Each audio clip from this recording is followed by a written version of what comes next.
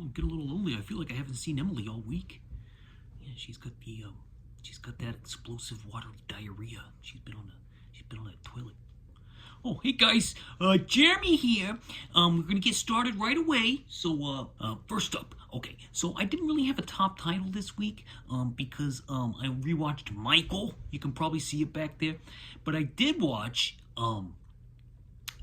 Cape Fear, the pilot episode, the first episode of Apple TV Plus's Cape Fear. It says it's produced by Martin Scorsese and Steven Spielberg. I don't know how much creative input they may have had here, but here's what the letterbox description says for the 1991 version, because obviously this is not available for letterbox since it's a mini-series. So I guess I don't know if it's going to keep going or what, but it doesn't have a page yet. But here's what it says. It says, Sam Bowden is a small-town corporate attorney. Max Cady is a tattooed, cigar-smoking, Bible-quoting psychotic. What do they have in common? 14 years ago, Sam was a public defender assigned to Max Cady's trial. And he made a serious error. He hid a document from his illiterate client that could have gotten him acquitted. Max Cady's illiterate? I didn't know that. Now, the KG Cady has been released, and he intends to teach Sam Bowden and his family a thing or two about a thing or two, okay? Alright, that's not what this one is. This one stars Amy Adams as the attorney who was responsible for Max Cady his defense, like she was his defense attorney. And the prosecutor in this TV miniseries on Apple TV is played by Patrick Wilson from Little Children fame, and he was the prosecuting. And note that Amy Adams and Patrick Wilson ended up falling in love while defending this terrible man, Max Cady. And I guess in this version, Max is he has like a mistress who he is able to manipulate and convince to write a whole confession on paper. And this confession apparently is so strong because she ends up, she ends up taking herself out of the picture in a very violent, very graphic way. So be prepared for that. And I guess her confession is so strong that it gets Max out of prison, out of a life sentence. I mean, that must be pretty... I couldn't believe this. That must have been a really strong confession. Like, part of me says, like, it's an unrealistic, plot development, but then I think of real life, and I think, oh, yeah, you had Ghislaine Maxwell getting released to a puppy facility after being in maximum security. So I'm not completely unconvinced that something like this could happen in this day and age. So the shenanigans start right away, like if you remember the Simpsons Sideshow Bob episode where Sideshow Bob gets released from prison and he's like obsessed with Bart, that's all Cape Fear. If you never knew that, that's all Cape Fear. It's a whole parody, okay? So that was done so well and so hilariously that it's kind of hard for me to take Cape Fear seriously. Like I always felt like it's kind of goofy, like even the movie. There's a 60s version also that had Robert Mitchum as the Max Cady character. And then Robert De Niro plays him in the 1991 Martin Scorsese movie, which was going to be directed by Spielberg. But then Spielberg said this would be better for Marty. And I think Marty was going to direct Schindler's List. And he said this would be better for Steven. So I think they swapped. I think that's how I remember it. I could be wrong on that, but that's what I remember. And so anyway, the 1991 version, De Niro plays the character, and I always thought it was goofy. Like it's a good movie, like it's watchable and kind of creepy at times too. Like there's some real creepy stuff. It's got that nice, cool, creepy score. But The Simpsons really took everything that was goofy about it and made it funny. So it's really, really hard to watch it and take seriously for me. All right. And then you got De Niro at the end doing like a half Freddy Krueger impression that I always thought was really funny. He's like, counselor,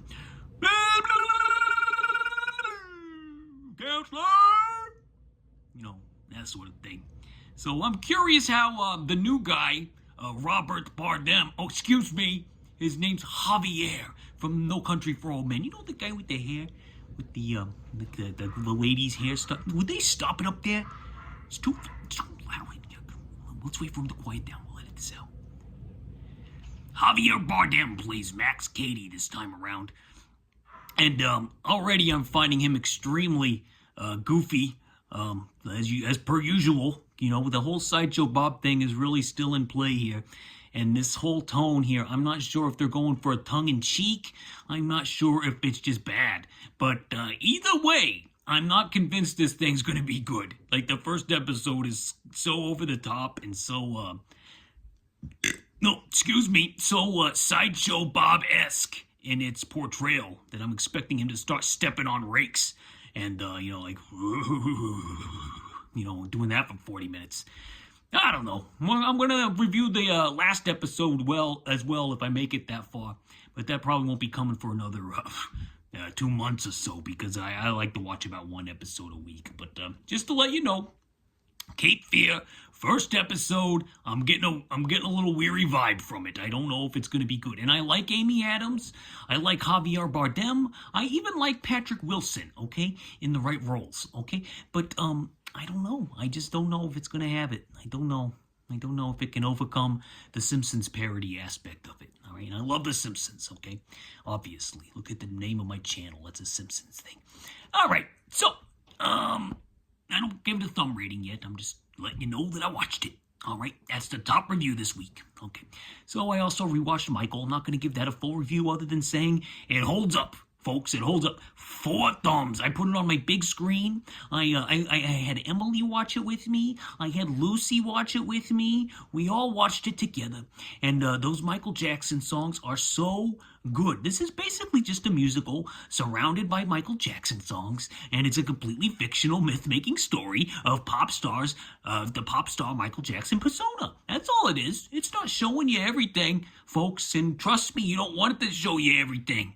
Because Michael's got some skeletons in his closet, all right? Keep it in the closet. I do good, Michael. I think my silver glove down there, I still got it, but I'm not going to put it on this time, all right? Check out my other review for Michael if you want a full thing on that, because it's the same. 4 thumbs and a heart, all right? Michael's still got it. And then, let's see. I did a double feature. How I like to thumb through the paper and look at, like, the local listings for the July 1996 is where I was. And, I see a couple movies playing that I wouldn't mind checking out again, so I kind of had to do one of those double feature type of deals. So I saw that Independence Day had just come out, and Multiplicity had just come out. Like, I gotta watch both of those, okay? So I made a little mock-up here, double feature at the drive-in, Independence Day followed by Multiplicity. And you're thinking, Jeremy, those 2 movies have got nothing in common. Well, let me tell you something about the double features at the theaters, folks. They rarely have anything. You think the programmers are actually, like, thematically putting 2 movies that are similar together? It's actually the exact opposite. Okay, like in the 70s when they did it, they would have your A picture, all right, like Butch Cassidy and the Sundance Kid, okay, and then they would follow it up with like Alice, Sweet Alice, or some sort of B horror movie to keep the teenagers in their cars so they can do things like fog up the windows and throw popcorn in each other's mouths, all right? So here's the deal, all right? The double features are never really thematically related, even though there's a big myth that thinks that they are, all right? Now, they can have theme nights, like a repertory theme nights. Those exist, but I'm talking about, like, first-run double features, like when I was a little boy. And the first drive-in that I went to in 1994, it was after we had went to the amusement park. We pulled over to this drive-in theater.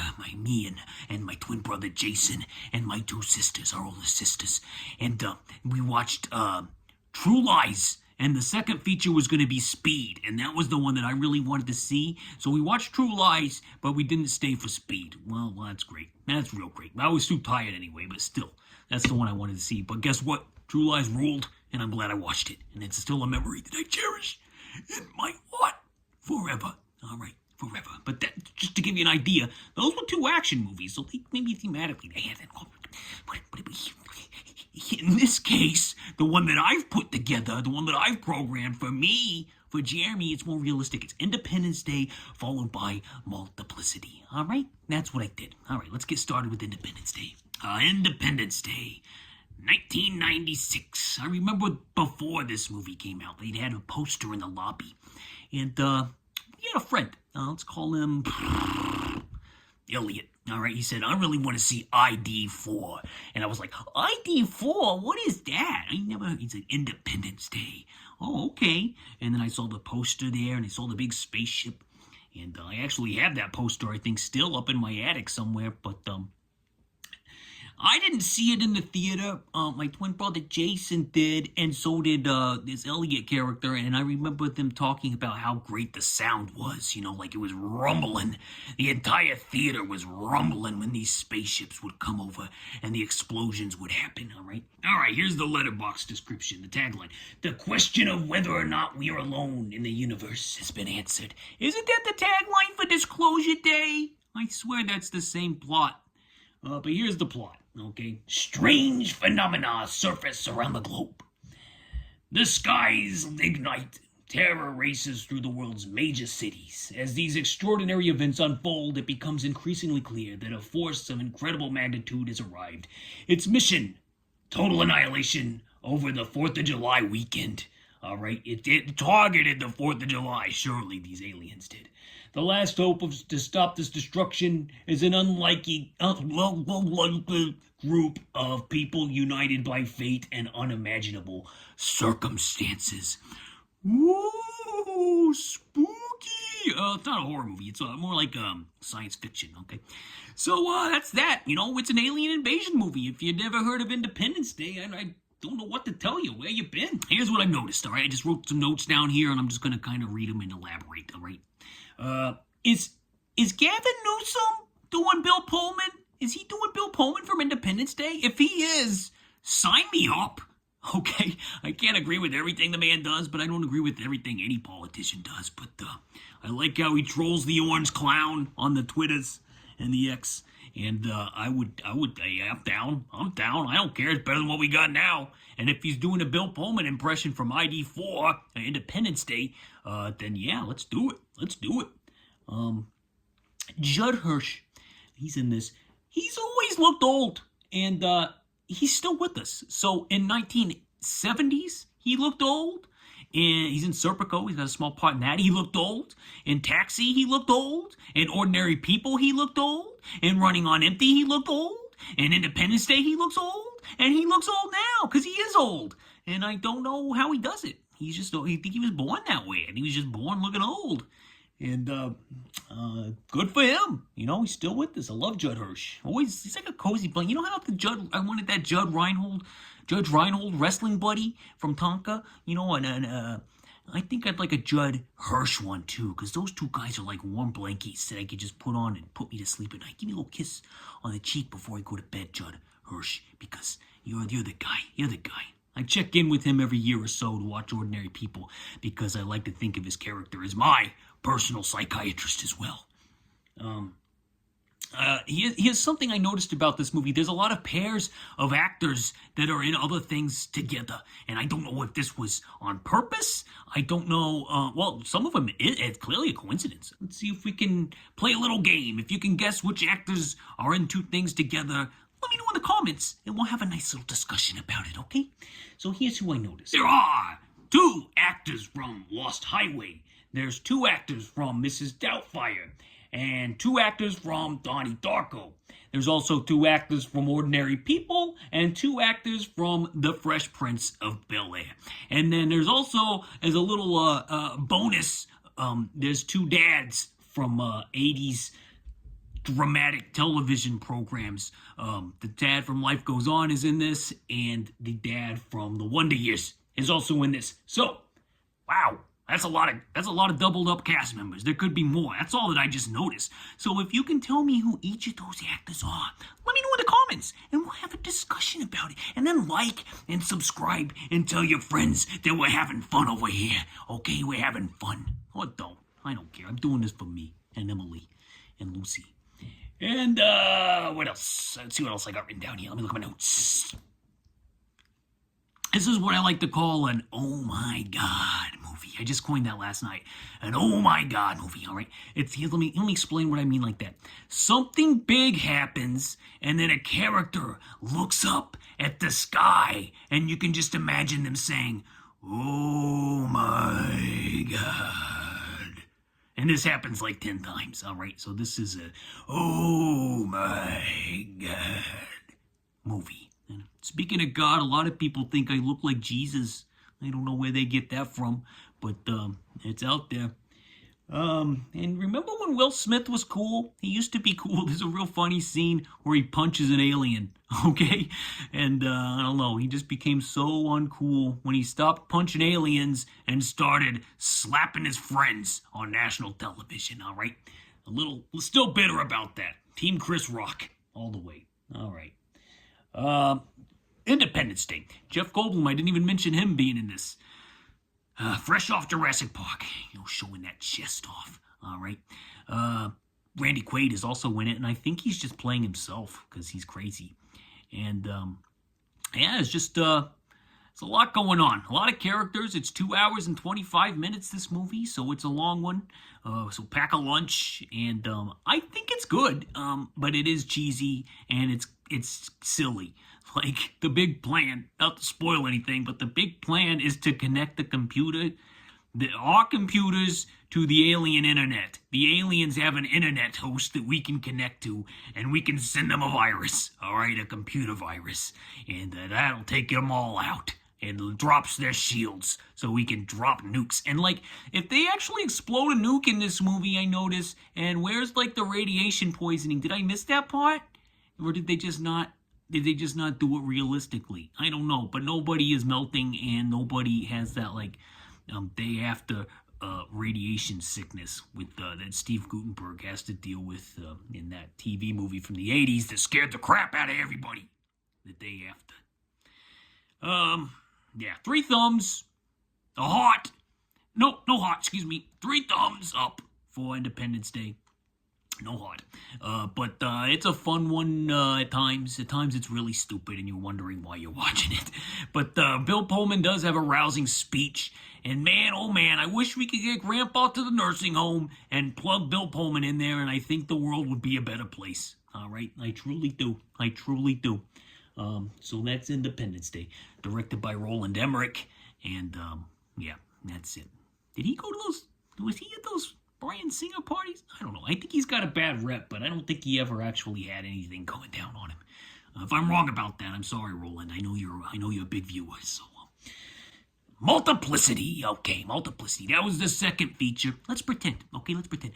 The first feature closed, okay, and then I went out to get up to the stands to get some popcorn. I got Emily some Twizzlers if she was there, but of course she had explosive diarrhea this week from RFK Jr., so she wasn't there. But I went to get some popcorn at the drive-in, and then and then I sat back in the car and sat back as Harold Ramis's Multiplicity started. But I had actually missed the first 20 minutes of it because I've seen the movie numerous times back in the day. And I remember the first 20 minutes being the most boring part, all right? It's all exposition. It's all explaining the cloning. I don't ever need to see that again for the rest of my life. I wanted to jump right into the clones, okay?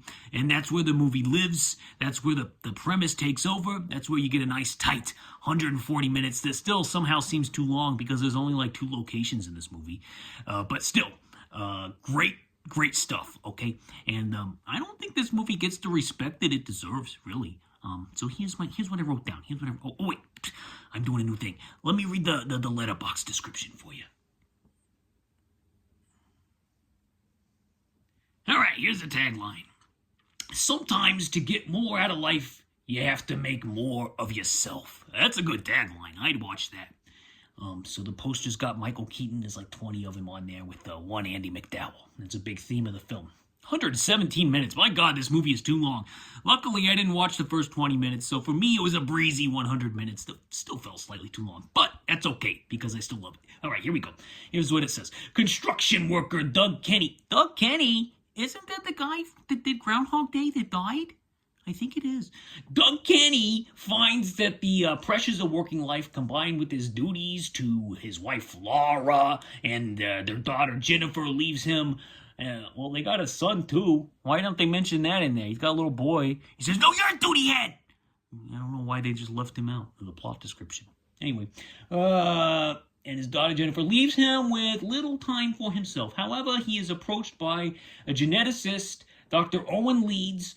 Why are we putting all the names in there? Who offers Doug a rather unusual solution to his problems.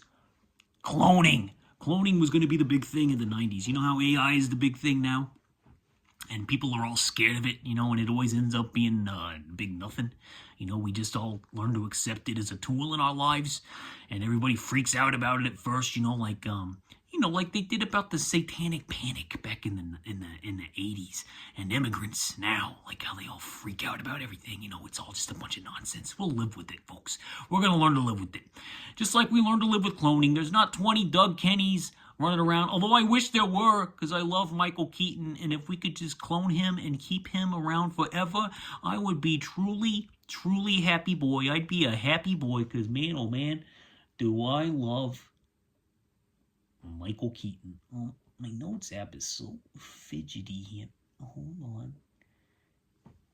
All right, here's my notes. Here's what I wrote. This movie was a fairly horrendous experience to watch on cable because it was in pan and scan. It was like right before widescreen took over, So this movie is super wide. It's like 235-1, I think they call it. And, probably to get all four Michael Keatons in the same shot consistently. But on cable, they had to do pan and scan, so they chop off the sides to make it a square, like the old square televisions.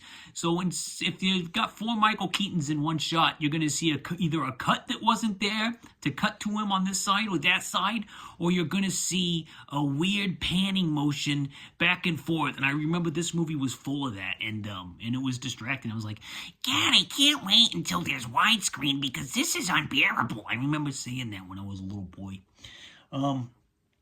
Where is Michael Keaton's Oscar? Where's his Oscar? You can't tell me that this isn't one of the best performances of the 1990s, if not one of the best comedic performances, unsung best comedic performances of all time. Do you have any idea how difficult it must have been to not only play four distinct versions of yourself, but also interact with each one of those versions at once? And he does it so well and so hilariously with each one. You can tell who each one is without him saying who they are. Because, you got the normal guy, and then you got the alpha male guy, and then you got, the OCD, flamboyant one who likes to cook, and he's very good at saving leftovers. And then you got the one who's a clone of a clone who is... he's special, all right? We'll just say that much, okay? He's a special little guy, and everything he says has nothing to do with anything, and I find it hilarious. And for some reason, he calls Doug Steve. I don't know why he does it, but everything he does is very funny. My God, Michael Keaton is so good in this. How? It just boggles my mind that this isn't one of the highest praised performances. And this is a Harold Ramis film. He's got a lot of respect now. People need to go back and revisit this one. I think you're going to be... skip the first 20 minutes if you have to, because those are the weakest part. But if you can... once the cloning gets in there, this is an extremely funny movie. I laughed out loud numerous times. I love Keaton in this. He's so good. And the plot is just, silly enough and believable enough to actually, you can actually relate to it. Who doesn't want a clone of yourself that can do other things that you can't? Just don't touch each other's wives. You know what I mean? That's the rule number one.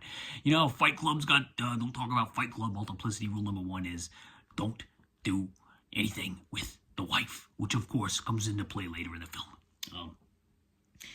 If I ever get any cosmetic surgery, I got this written down here. If I ever get any cosmetic surgery, it'll be to get those Michael Keaton arched eyebrows. The Jack Nicholson arched eyebrows. The Christian Slater, I want those arched. Jeff Hardy, all right, I want those arched eyebrows. Some people get the arched eyebrows because they get the facelift and then their skin gets pulled up too tight. I don't want that. I just want a little pin in there, and get some arched eyebrows going, okay? There's some funny lines. There's a lot of funny lines in this. He said, I'm not going to repeat him. I have a question about his barber. I got that written down here. Does his barber wonder why he needs so many haircuts? They didn't address that because he'd have to be going in there 4 times a week because they always got kind of the same haircut. There's another funny line about number 3, the neat one. He says Michael Keaton wonders if they give the special one a razor because he's in the mirror like shaving his eyebrows and shaving his tongue, and he's like, nah, we take that out. Two and I shave him when he sleeps. Just thought that was funny. So many funny little lines in here. The last act is like almost entirely focused on all of them having relations with Andie MacDowell, the wife. And they seem to be scenes that don't feel like a PG-13. I'm kind of curious how Harold Ramis got the PG-13 when this is... I'd be more uncomfortable watching this in a family room than I would Die Hard, because it's a little realistically sensual at times. I don't know. I mean, I could feel a spark there. I could feel something going on, during those scenes maybe. I don't know. Michael Keaton's a great actor. He's a great actor. Andie MacDowell, she's great. Felt some real chemistry 4 times between those characters, all right? I think in one part, she says, that was athletic. That was better than the Stairmaster. And then he goes, yeah, I guess I got a little carried away. You all right? So many funny lines that Michael Keaton. I don't know how he does it. My only complaint is visually. The effects actually hold up really well. I mean, you can tell when they did some work. Also because they used to play a making of that I saw all the time, so I still remembered a lot of that. But you can still, but they still work. My only suggestion is that it's too clean. Even then, I remember it being too clean.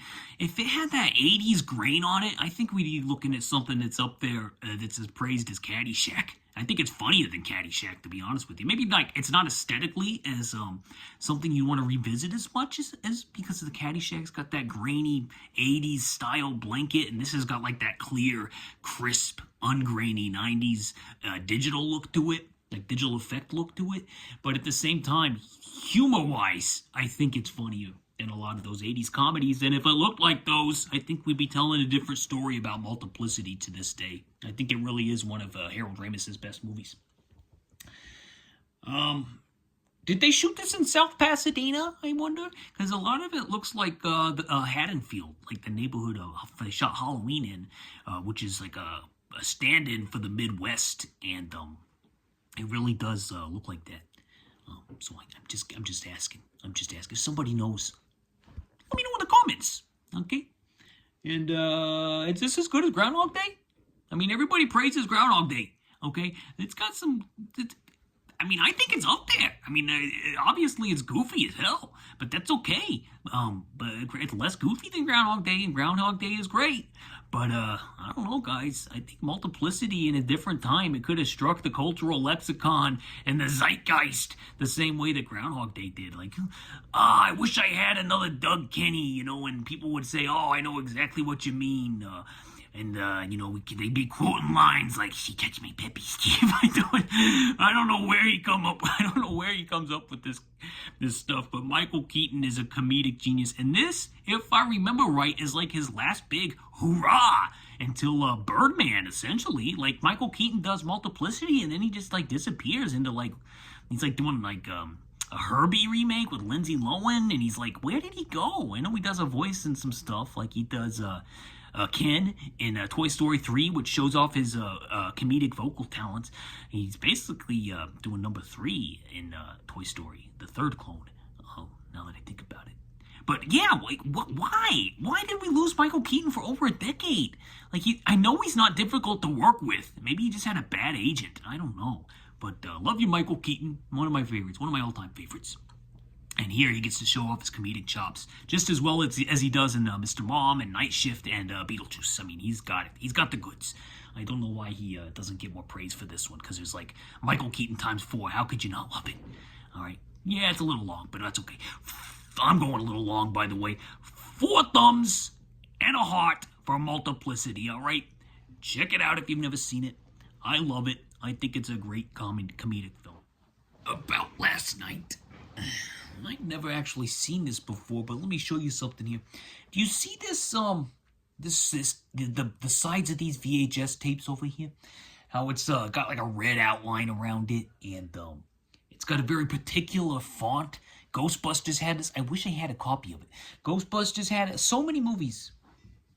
It's, they call it the RCA Columbia, side in the VHS, collector lingo. Actually, they probably call it something else. I don't follow it that closely, but you can see it there. Beautiful. I love it. I try to, and whenever I see a video at Goodwill or thrift store that has this side, I just pick it up. And I've got a lot more. These are just the ones I could find on short notice because I'm trying to do this quick here. Here's what I watched this week. This would have been released in 1986. It was playing locally in 1986. About last night. It stars Rob Lowe, as you can see him there, and Demi Moore in one of her first starring roles. This may be her first. I can't remember if, wasn't she in one with John Cryer or something? I can't remember the name. Elizabeth Perkins, and there he is, the star of the show. He's not the main character, but Jim Belushi. He steals it. All right. That's on my forehead. The side here, about last night, you can read it plain as day. Look at that. Isn't that something? Isn't that little honey? Isn't that little honey? Look at that.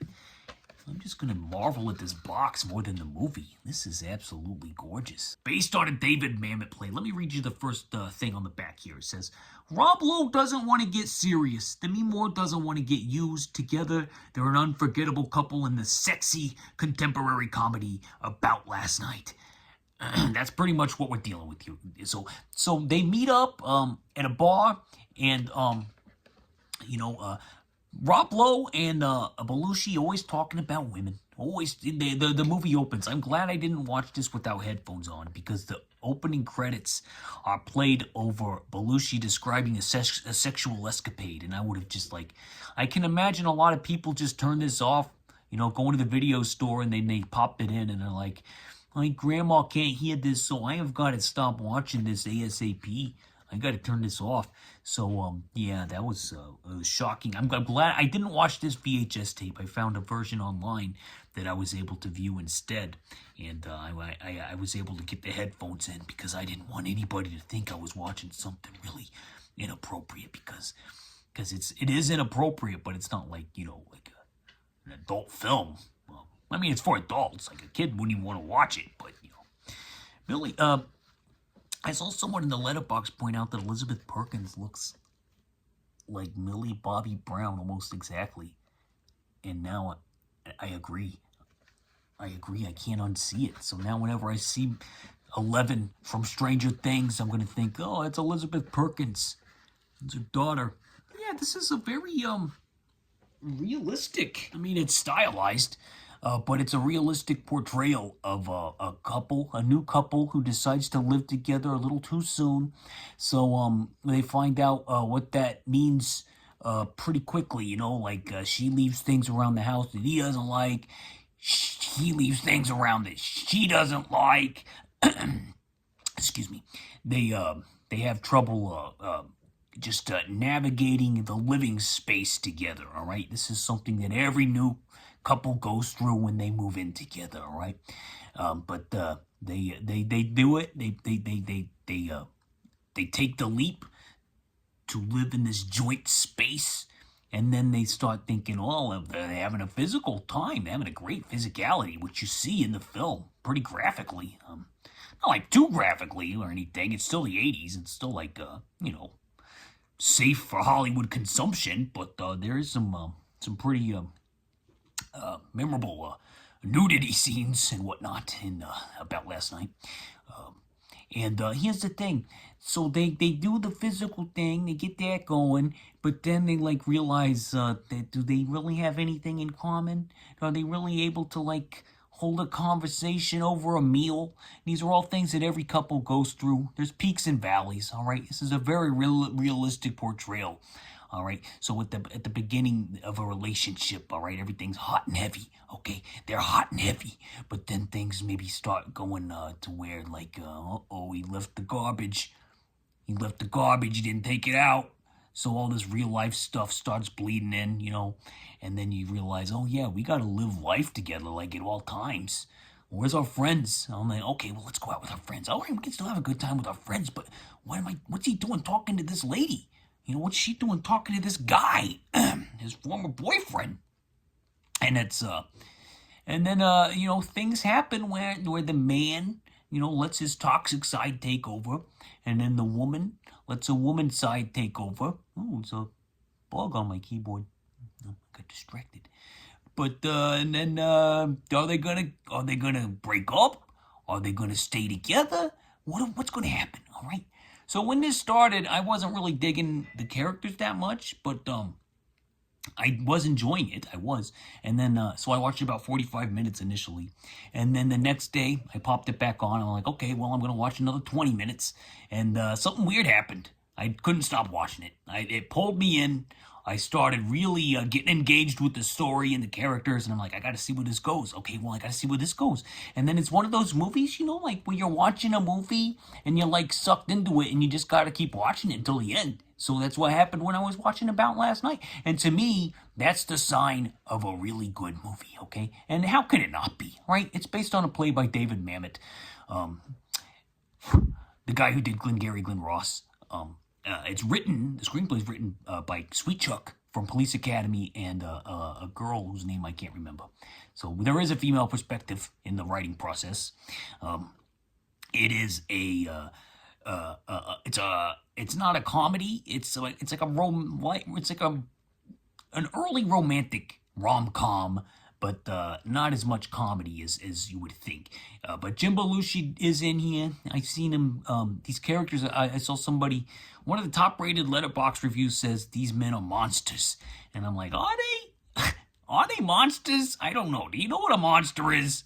Jeffrey Dahmer's a monster. These are just dudes who don't really know how to not be abrasive, but they're always like talking the most graphically to each other, so but they do treat women flippantly, I guess is what you could say. But like, does that make them a monster? No, I think it just makes them a 1980s regular Joe, regular man. There was like this dream man who doesn't act like this is rare in the 80s especially. So I don't know. They're not monsters. I'm not defending their behavior. I'm just saying, let's get a hold on reality here. These guys aren't killing anybody. They're just being selfish and slightly misogynistic, and not chopping anybody's heads off and sticking them in the fridge is what I'm saying.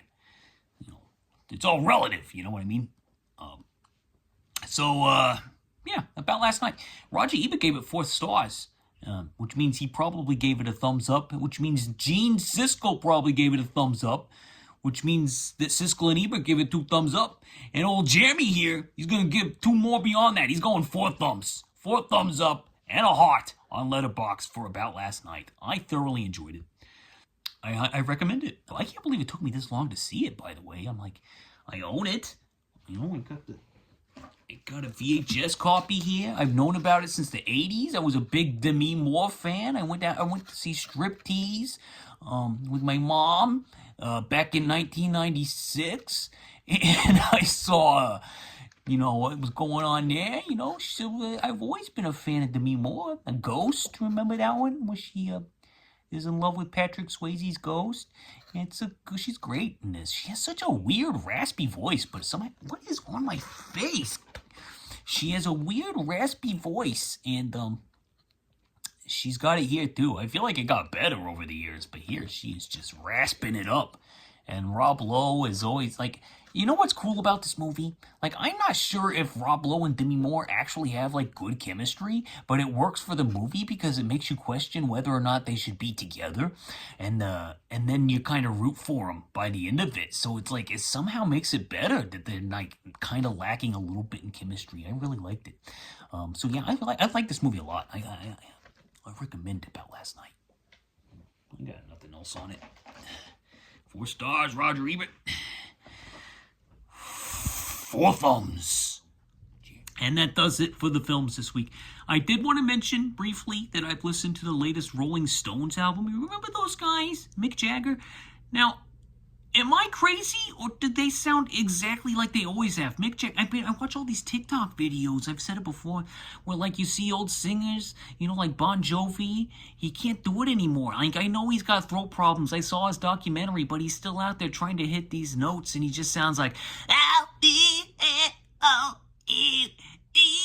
like literally exactly like that. Okay, do you want to listen to a whole concert like that? You got Axl Rose out there singing Welcome to the Jungle, but he sounds like Mickey Mouse, okay? And then you got Mick Jagger, and Mick Jagger sounds like Mick Jagger. Is it because, like, he never really, like, sang technically, like he's not, like, technically a great singer in terms of, like, like what people would call, like, a Berkeley-style operatic singer or whatever. He's just doing, like a blues-inspired, country-inspired, British Englishman, like, a lot of that, and he can still hit it. He even does a falsetto here. I listened to him on Conan, and he mentioned how easy it was. I'm like, this dude's like 80+ years old, and he still sounds like he's in his 20s.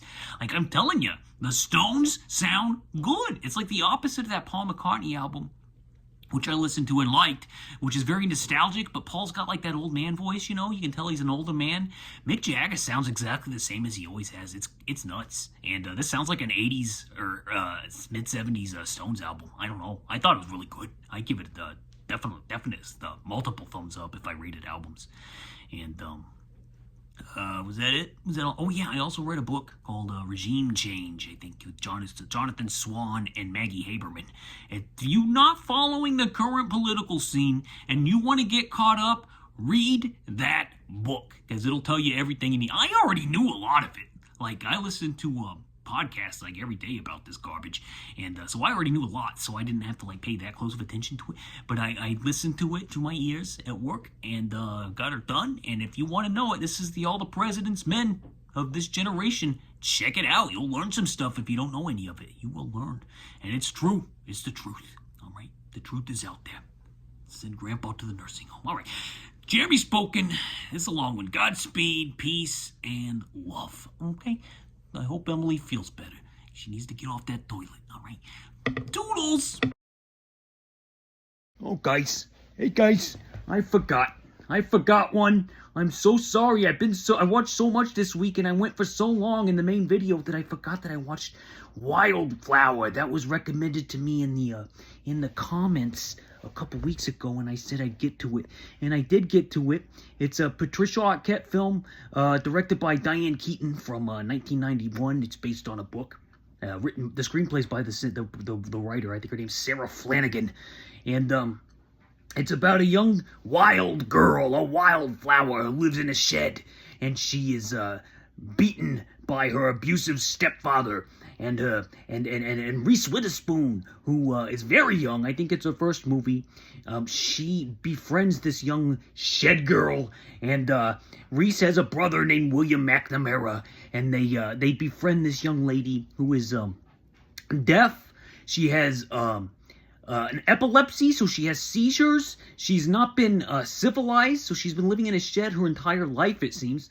And she also has like a speech impediment, okay? So she tries to, Reese Witherspoon tries to get this Patty Arquette, that's who plays this Alice character, this wildflower, and she tries to get her to acclimate into the civilization, into a civilized life, okay? And here's what happens, okay? I'm not going to tell you everything, but I'll say the William McNamara character develops feelings for this dirty, uncleansed girl. She can't help it. I'm just stating a fact here. She's dirty, she's uncleansed, and she lives in a shed, and William McNamara develops feelings for her. One day he sees her bathing, okay? He sees her bathing in a lake, and he's like, uh-oh, we got a problem here. And she wants him to come in and swim, and he's like, no, that wouldn't be right. He's got good intentions, okay? He's trying to control his bodily nature, and some shenanigans ensue, okay? I'll just say that much. Perhaps it's inappropriate, but perhaps it was a different time, and they didn't really know what was going on, biologically speaking, because this takes place in the 1930s. And as I said, Patricia Arquette lives in a shed, and she has a best friend who is a possum. There's an early scene where Reese Witherspoon gives her a sucker, like a lollipop, and teaches her how to eat it. And then Patricia Arquette, Atlas, she lets her possum lick the lollipop, and then she rubs the lollipop in the possum's hair, and then she tries to give it back to Reese Witherspoon. That's what we're talking about here, okay? So it's basically it's very novelistic. It's based on a novel by Sarah Flanagan. She wrote the screenplay as well. It's a Lifetime film. I guess Steven Spielberg saw it, and he was such a big fan that he said, I gotta know who shot this. I want him for Schindler's List. So this is when his collaboration with Janusz Kaminski, or whatever his name is, it's when it started. He's been using him ever since. So I guess we can thank Diane Keaton for that partnership. Thank you, Diane. Miss you. Miss you every day. Wildflower, I give it 3 thumbs up. It's a good Lifetime film. It plays like a Lifetime film. It looks like a Lifetime film. But at the same time, it has an absolutely captivating performance by the phenomenal Patricia Arquette, who is so good in this, and her accent work and speech work is so good, it makes me wonder even more, what the heck went wrong in They Will Kill You? I swear, it just must be like a lost in translation from the Russian director thing for that movie. But anyway, that's a quick one. I'm so sorry to the commenter. I really wanted to get more in any more commentary on this, but at the same time, it's like, what more can you say? You know, just watch it. Enjoy it. Marvel at Patricia Arquette, Patty's performance, and yeah, I'm gonna pop this one on at the end. It's a little stinger for you, okay? In case you never catch it. I don't think anybody's gonna watch this anyway. All right, I'm done. I'm sorry, guys. I'm so sorry. I forgot. I've just been so busy this week. And Emily, with her watery diarrhea, I gotta get back to her. She's probably on the toilet again. Okay, I'm sorry.